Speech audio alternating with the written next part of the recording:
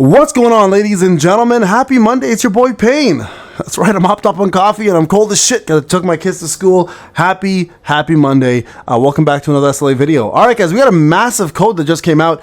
So I got to do this mission to get this code out to you guys. So if you were not a subscriber, go subscribe, obviously, to the channel and go support on the actual content creator program. Now, this here, mission 3, is pre-training tips to prepare for the December grand update. Now, this is going to be a massive update. And with this code, once I've submitted the mission after this video, we're going to get you guys 2 mana power extracts. Well, those are super expensive and very important in this game, so I'm very excited to do that. Now, what is coming out in December is going to be a big deal. Obviously, we all know the fact that Biru is going to be coming out.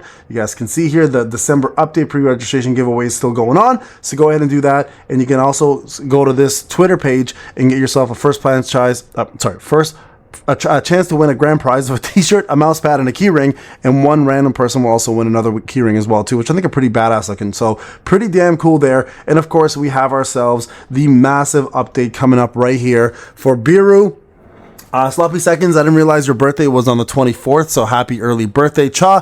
I'm gonna take my hat off now. It's actually starting getting cold. Warm enough now. So what do you got to do to prepare? I want to talk about this, and this is really important. And the things you guys all have to start doing, I think at this point, is super important. Also, real quick, I am going to be going live today, so make sure you join me live on my live stream. We're going to be doing some SLA and some PoE. Man, oh man, PoE 2 is killing it. I'm having an absolute blast playing that game, so I can't wait to play that with you guys with solo leveling Arise and other games as well. I'm trying my best here to diversify my portfolio on YouTube. Seems to be working. Some of you guys are loving it, so I'm hoping you guys continue to come watch me on the live streams. You know, we have a blast always. So here's what to do.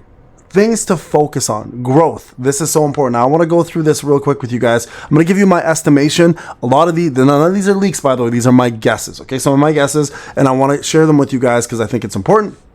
Plus, at the same time, I think it's important that we discuss what to expect and what I think is going to be happening. Okay, so we know hard mode Baron was 800k to 950, okay, 950k. So if you look at normal, between the two of them, it's roughly a 100k difference from the bottom to the top, right? Or from the top to the bottom, I should say. And then there's a difference of about 250? 250 difference. So we can safely assume if Baron is 950, hard mode Biru is probably going to be 1.15 or 1.2 million. Hard mode, okay? I think normal mode, though, will probably be roughly exactly what this is. Because if we look at hard mode Vulcan, right, it's 600k, and then normal mode went to 600k. So you guys can see the equivalency is almost there. So that part is the same. It starts at the bottom of the hard mode of the previous one. So we can assume that this one here, once it gets nerfed, because it probably will get nerfed again, we can expect the nerfed amount to be the bottom of the normal mode of the next one. Okay, so I'm assuming hard mode for Biru is going to be 1.2 million. So how do you, as a player, get to that point? How do you push the 1.2 limit? I want to talk about some of these things because they're very important. So number one, I'm going to talk about some of the new features that are out and how you take advantage of it. So first one we're going to talk about is the growth. You guys know this growth system exists. Now we can push it to the mythic growth, right? Which is the red growth right over here. So this will allow you now to push further. Now I'm going to show you guys a little bit of stats here. You guys can see every single time you increase these, it's almost about 200 each stat. It doesn't sound like a lot, but it does make a fairly big difference. So in order to get these, the crafting system is going to come into play. You're going to have to use the crafting system quite a bit here. And I'm going to talk about the crafting system and why it's so important. You guys can see here, you guys can craft quite a few of these using the level 1 stuff. You should for sure be doing that. And then take some of these level 2 stuff and convert them to the level 3 stuff. These are very important to do because this will, again, raise your combat power. Let's just see what one of these do. Okay, if I raise hers, for example, you guys can see combat power now will go up by 2,759. Now, if you do that, obviously, all the way across the board, let's let's round up to 6,000, right, for 2 of them.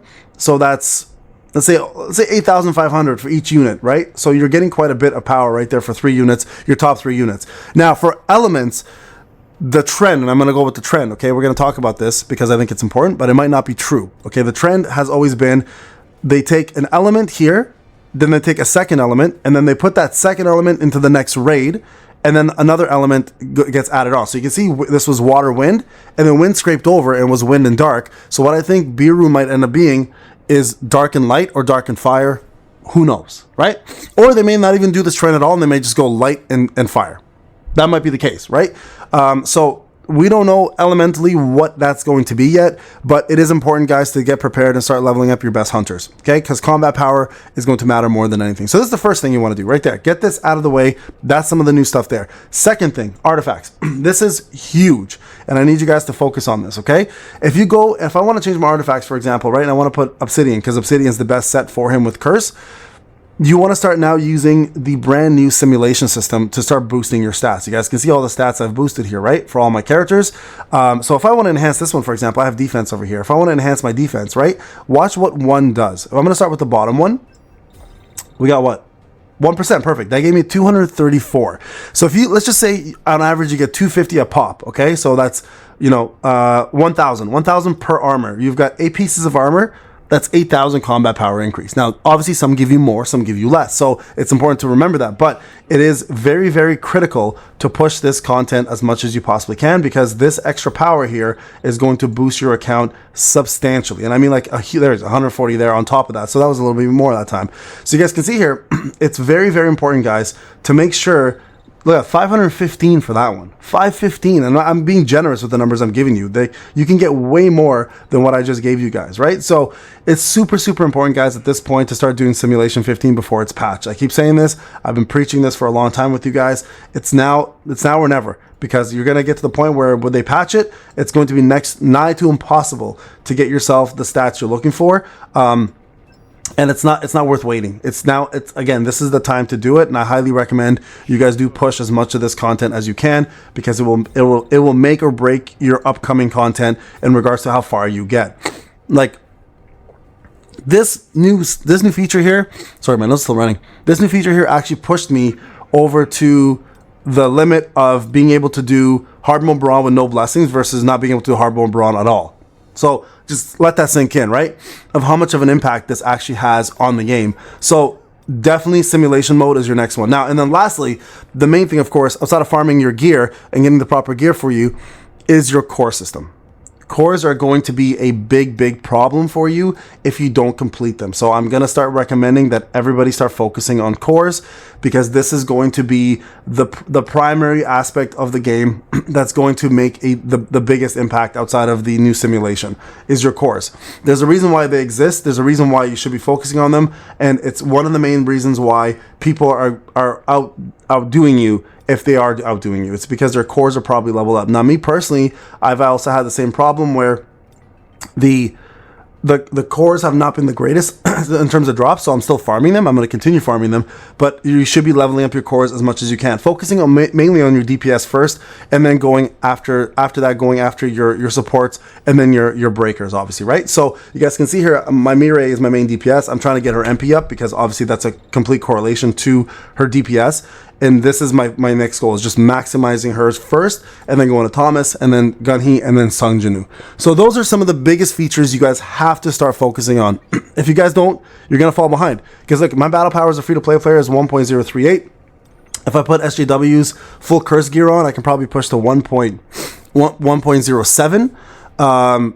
Close to 1.1 million at least, right? And then from there, it's just min-maxing and getting dupes. You're going to have to start summoning on dupes. Like, I've been telling people, for some free-to-play players who are veteran players, to start pushing for A10s. There's a reason why. I feel like they're going to be forcing you now to start making big moves and big decisions on your account, especially if you're a veteran player, in terms of how you want to approach this. Now, being in the proper recommended combat zone has a lot of benefits. Number one, there's no penalty to your stats. Number two, though, more importantly, you can break the bar at the average speed. If you are below the amount that they're asking you to be, you're going to be breaking the bar slower on the bosses, and you know they're going to have break bars for sure. And you're also going to be doing a lot less damage. All your crit gets reduced, your precision gets reduced, your crit damage gets reduced, etc. Right? So very, very important, guys, at this point to be pushing this content as much as you can. And this is a great way to do it. Another one. So I want to go through the guild options, getting yourself this A10 spear. I know it's not the greatest weapon, but it's actually pretty damn strong. And it's an easy way to get an A10 as a free-to-play player, especially by collecting these along the way. So you guys can see here, now I pushed another one. I'm going to go ahead and level up. Now I'm at A7 for this. 3 more to go. And hopefully by the time Bureau comes out, at least it'll be A8, close to A9. Getting more of these is going to, again, boost your power and, of course, your armory as well, right? So these are all very, very big things. Lastly, speaking of armory, you definitely want to push this to the limits.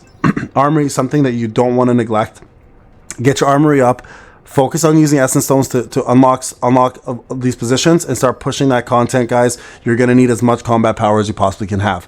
So there you guys go. All the biggest ways to grow for Biru and Jeju Island. Hope this video helped. I'll talk to you guys in the next one. Take care.